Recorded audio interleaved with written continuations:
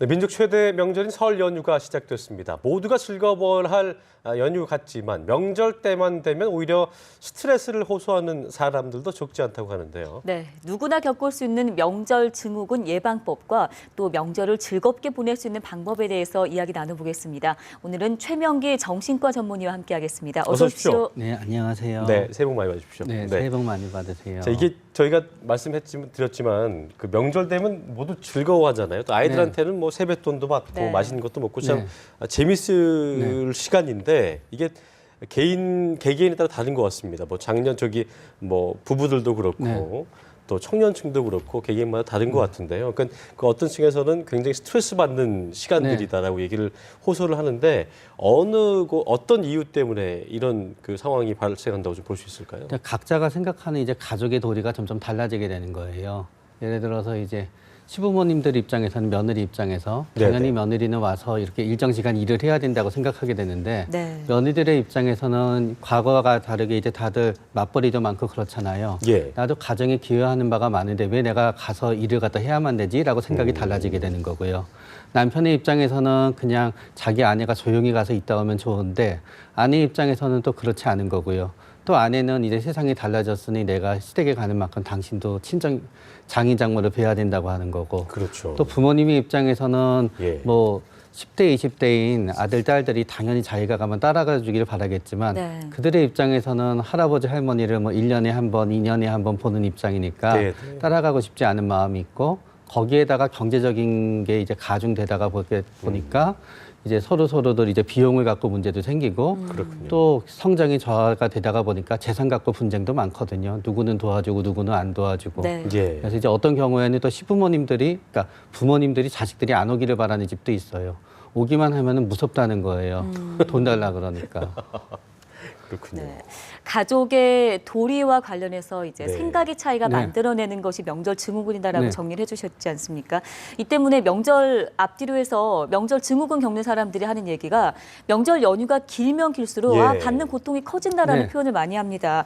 이런 표현을 봤을 때 명절 증후군 일단 좀 구체적인 증상이 어떻게 나타나나요? 육체적인 부분과 이제 정신적인 부분이 있는데요. 육체적인 부분은 뭐 단적으로 얘기하면은 여성분들이 제일 힘들어하는 거는 전 부치는 거라 그러더라고요. 가사 노동이라고 하죠. 그런데 그게 문제는 골고루 근육을 사용하면 되는데 어느 한 가지 근육만 사용하다가 보니까 그러고 나서 이제 만약에 고부 갈등이 있거나 아니면은 뭐 불편한 시형제들이 있는 경우에는 내내 있으면서 할 말을 하지 못하니까 막 가슴도 답답하고 스트레스 받고요. 그러고 나서 그 와중에서 이제 남편과 갈등이 있는 경우에는 심리적으로도 힘들어지게 되고 본인이 원래 뭐 집안에 스트레스가 있건 우울증이 있다가 보면 이제 그런 증세도 다 악화가 되고 이제 그렇습니다. 이 드라마의 단골 소재, 뭐 떼토크 요즘 떼토크가 많은데 떼토크의 단골 소재잖아요. 이 고부 갈등이라는 건데 고부 갈등의 원인이 그러니까 어떤 많은 이제 스트레스를 받는 이유 중에 하나가 어떤 많은 음식들을 준비하는 것도 그렇지만 고부 갈등이 가장 크다고 하는데 실제로 그렇습니까? 어떻습니까? 실제로 예를 들어서 똑같이 스트레스를 받더라도요. 평소에서 시댁에서 많이 보조를 받는 며느리는 뭐 참습니다, 그냥. 보조라는 건 이제 물질적인 보조를 얘기하신 거죠? 네, 사실은. 그런데 이제 시어머니 세대에서는 본인들이 보통 이렇게 밖에 나가서 일을 하진 않으셨거든요. 그렇기 때문에 이제 가장이 벌어오는 돈으로 살았고 당연히 그게 도리라고 생각하게 되는데 지금의 며느리의 상당수들은 본인이 나가서 전부 일을 하고 있거든요. 그러니까 가사의 부담이 5대5, 6대4, 7대3인데 본인이 어떤 시어머니한테 종속된 존재라는 걸 갖다 받아들이기 굉장히 어려운 사정이 있죠. 그러나 시어머니 세대에서는 나는 이렇게 살았는데 이렇게 된다는 걸 또 받아들이기 어려운 점이 있고요. 또 고부가 아까 말씀드렸듯이 남편이 잘하면은 고부 갈등을 무마할 수 있어요. 그런데 이제 남편과의 사이도 안 좋고 피해를 당한다고 생각하게 되다가 보면은 아무래도 시부모님에 대한 고마움이 없어지거든요. 남편이 잘하면 시부모님이 힘들게 하더라도 나를 행복하게 해준 남편의 부모니까 참는데 남편이랑 문제가 있으면 참기가 점점 어려워지게 됩니다. 그러면 해결법은 남편이 어떻게 하느냐에 따라서인가요? 남편의 그 중간 가교 역할이 굉장히 중요합니다. 중요한 것 같습니다. 만약에 상식적인 시부모와 살면은 그거로도 어느 정도 해결이 됩니다. 그러나 때때로 뭐 시부모님들이 많이 아프시다거나 아니면은 또 너무 성격이 어려운 분들 같은 경우에는 남편도 한계에 있고 남편도 사실 피해자지요. 고부 갈등이 있어서 말씀해 주신 것처럼 이제 과거 패턴에서 볼 때는 며느리들이 고통을 호소하는 경우가 많은데요. 요즘에 이게 시대 변화와 좀 맞물린 얘기일 수도 있겠습니다만 반대로 요즘 시어머니들의 고민 갈등이 상담이 굉장히 많아졌다라는 이건 분석이 네. 나왔거든요. 어떤 의미로 해석할 네. 수 있을까요? 왜냐하면 사실 사람이라고 하는 게 착한 사람들, 비록 본인이 그 시부모님이더라도 또 마음이 약한 시부모님들이 있거든요. 그런 분 경우에는 이제 며느리들이 뭐라고 하면은 아무 말도 못하고 당하는 시어머니들도 많습니다. 진짜 네. 실제 있나 봐요. 네. 예. 그런데 과거 같은 경우에는 그게 어떤 사회적인 어떤 통념 때문에 감히 네. 그러지 못했는데 이제 그렇지 않거든요. 그러면서 이제 고부 갈등에서 가장 이제 어머니가 이제 속상할 때는 아들이 그 며느리 얘기를 듣고 자기 얘기를 안 듣고 이제 며느리 편을 들게 되면은 그때는 이제 어머님들이 굉장히 이제 속상해하시고 이제 배신감도 느끼면서 스트레스를 더 많이 받습니다. 예. 그러다가 보면은 이제 명절 때 가지 않는 며느리도 때때로 요새는 늘어나고 있거든요. 뭐 가지 않는 거를 싫어서 가지 않는다고 하진 않지만 보통 이제 뭐 애들 이제 고3인데 공부 봐줘야 돼서 올해는 갈 수 없다. 네. 예. 또 이 명절 때만 되면 해외여행을 가자는 분도 있고 그렇습니다. 그렇군요. 그러면 이제 그런 경우에 굉장히 이제 스트레스 많이 받지요. 시어머니와 고부 갈등도 고부 갈등이지만 저는 이런 경우는 제 주변에서 잘 보지 못했었는데 실제로 좀 있다고 하더라고요. 장서 갈등이라고 하는 게 어떤 남편들이 처갓집에 가는 걸 좀 꺼려하고 네. 이런 경우가 실제로 있습니다. 장모님과 사위 갈등인가요? 저는 두 가지 네. 부분이 있는데요. 이제 장모님과 사이 갈등도 있습니다. 왜냐하면 앞서와 마찬가지로 처갓집에서 상당한 금전적인 보조를 받았던 경우에는 거기에 상응해서 도리를 해야 되는데 받고 도리는 하고 싶지 않은 경우도 있고요. 또 예를 들어서 장인어른께서 너무 뭐 술을 좋아하는데 그 사위는 술을 안 먹거나 그런 경우도 있거든요. 그런 거 이해 못 해주는 경우도 있고 또 사위들이 가장 커다란 겪는 고통은 동시에 가서 있어서 앉아 있으면서도 서로 이제 비교하게 됩니다. 그러면서 이제 사위가 또 이제 뭐 본인들끼리 동서들 올케들끼리 비교하는 거랑 이제 똑같습니다. 이제 그렇게 되게 되면서 또 한마디 서운하게 되고 뭐 자네는 그런데 이제 그 가끔 비수와 같은 질문을 던지는 장인 장모님들이 그렇죠. 있어요. 예. 자네 네. 연봉은 언젠가 언제까지 교회사를 다닐 생각인가 뭐 이런 얘기 하게 되면은 진짜 예. 이제 가기가 싫어지지요. 네. 그렇겠네요. 앞서 원장님께서 고부 갈등, 장서 갈등 어찌됐든 그 가교 역할하는 남편이 굉장히 중요하다 그런 역할의 중요성을 얘기해 주셨잖아요. 그렇다 보니까 남편들이 알고 있는 사람들은 책임감을 많이 느낄 것 같습니다. 오히려 남편들의 명절 증후군도 늘고 있다고 하는데 어떤 증상이 나타나나요? 일단은 그 아내가 거기 가서는 참거든요. 그런데 이제 갔다 오게 되면 이제 네. 일주일, 한 달 이제 계속해서 이제 반복하고 다음에는 가지 말자 그렇게 되면은 부모님과 아내 사이에서 굉장히 커다란 갈등이 있게 되고요. 또 어떤 아내분들 같은 경우에는 실질적으로 불이익을 가하기도 합니다. 뭐 여러 가지로 이제 뭐 신경질을 내기도 하고 그러다가 보면 남편이 이제 중간에서 굉장히 힘들어지게 되고 그게 이제 또 본인한테는 스트레스가 됩니다. 네. 고부 갈등, 장서 갈등 외에도 이런저런 이유들이 많이 있을 것 같은데 구체적으로 예를 들자면 좀 어떤 것들이 또 있을까요? 또 이제 청년들 같은 경우에는 요새 뭐 취직도 안 되고 힘든데 이제 시골에 내려가게 되면은 어르신들이 그 묻게 되는 말이 이렇게 1년에 한 번, 2년에 한 번 물으니까 그냥 할 말이 없거든요. 저쪽에서 인사 차례를 뭐 준비는 잘 돼가나 그런데 이제 본인의 입장에서는 굉장히 이제 신경 많이 쓰이고요. 네. 더군다나 형제들끼리도 비교도 하게 되고 또 젊은이들 같은 경우에는 이제 그런 경우들도 있고요. 또 어렵다가 보니까 또 아까 말씀드렸지만 금전적인 문제 때문에 꼭 이렇게 가족 모임만 있으면 마지막에 또 싸우는 집안도 많습니다. 예. 누구는 잘해주고 누구는 못해주고. 결과적으로 이렇게 비교가 참 문제가 네. 되는 거군요. 예. 네. 부부들이 이런 크고 작은 갈등을 네. 이제 잘 풀어 나가야 되는데 이걸 네. 해소하지 못하게 되면은 명절 증후군으로 명절 지나고 나서 나온 통계 보니까 이혼율이 굉장히 높다라는 조사 결과가 있더라고요. 실제 사례는 어떻게 나오고 있나요? 네, 실제도 그렇습니다. 거기는 이제 몇 가지 의미가 있는데요. 네, 네. 대부분이 이제 그래도 명절이니까 명절 지나고는 이혼하자 그래가지고 그 전에 약간 이제 주춤하게 되는 부분도 있고요.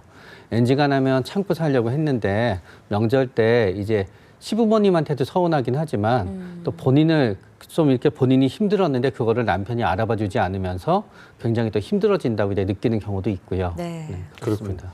명절에 이제 어르신들이 만나서 덕담을 해주신다고 하는데 이게 덕담인지 악담인지 모를 네. 때가 많이 있잖아요. 그렇다고 뭐 어른들을 저희가 바꿀 수 없지 않습니까? 그런 네. 경우에는 이제 그걸 수용하는 입장에서는 좀 수용하는 입장에서 스스로 뭔가 좀 해결을 하거나 좀 방법이 있어야 될 것 같은데 방법을 좀 그래서 이제 알려주신다면요. 마음을 어떻게 있을까요? 가다듬는다는 건 굉장히 어렵고요. 그냥 자주 왔다 갔다 하면서 짧게 자주 짧게 와라. 보면서 그 질문을 할 수 있는 타이밍을 뺏는 게 사실은 가장 근본적입니다. 그렇군요. 아까 그 자신이 처한 상황에 따라서 명절 때 겪는 갈등에 대해 얘기를 해주실 때 네. 청년층이라면 혹시 취업이 되지 않은 사람들이 이제 명절 잔소리라고 하잖아요. 예. 뭐 근황을 묻기 위해서 관심사의 표현이긴 하지만 뭐 시집 언제 갈 거니, 취직은 언제 하니, 뭐 요즘 성적은 어떠니라 등 연령별로 겪는 또 명절 잔소리 예. 듣기 싫은 어떤 랭킹이 있을 것 같아요. 혹시 나와 있는 자료가 있나요? 20, 30대는 역시 뭐 취업, 학교 네. 그런 것들이 제일 싫어합니다.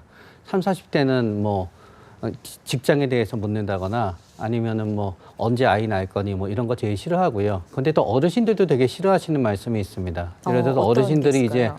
뭐 병원에 입원하거나 큰 병을 앓으시잖아요.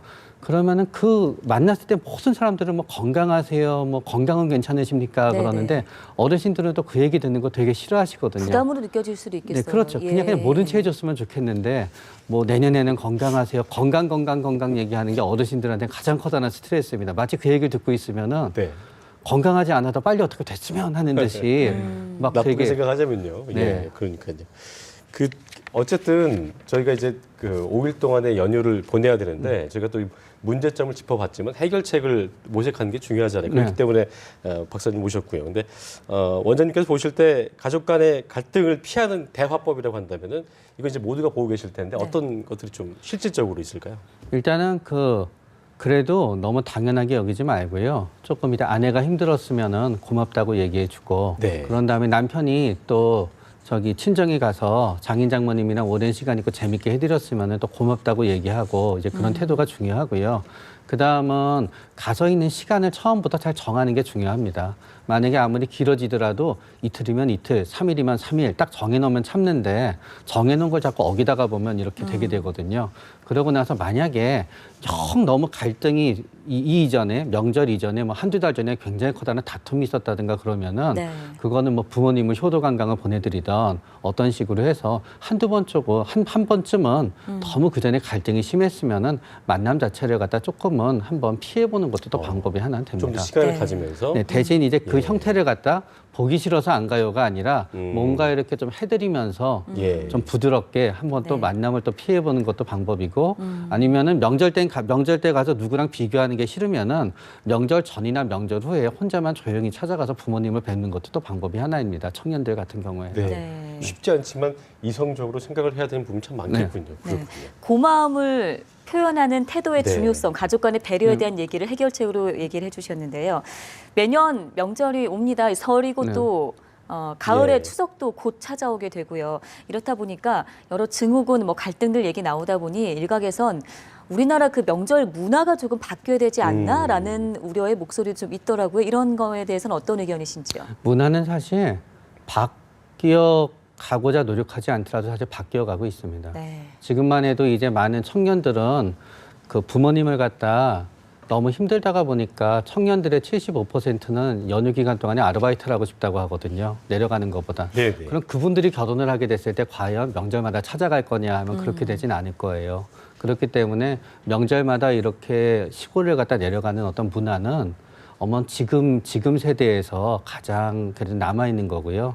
점점 퇴색하게 될 거고 언젠가는 또 지금을 차라리 더 싸우더라도 지지고 볶더라도 매년 찾아갔던 지금을 갖다 10년, 20년 방송을 하면서는 오히려 그땐 좋았어라고 얘기하게 될 수도 있습니다. 네, 이번 설만큼은 좀 우울한 소식보다 밝은 설 분위기를 전해드릴 수 있는 그런 예. 좀 설이었으면 하는 바람으로 그렇습니다. 오늘 얘기를 여기서 마무리하도록 하겠습니다. 네. 지금까지 최명기 정신과 전문의와 함께 이야기 나눠봤습니다. 오늘 출연해 주셔서 고맙습니다. 고맙습니다. 네, 감사합니다.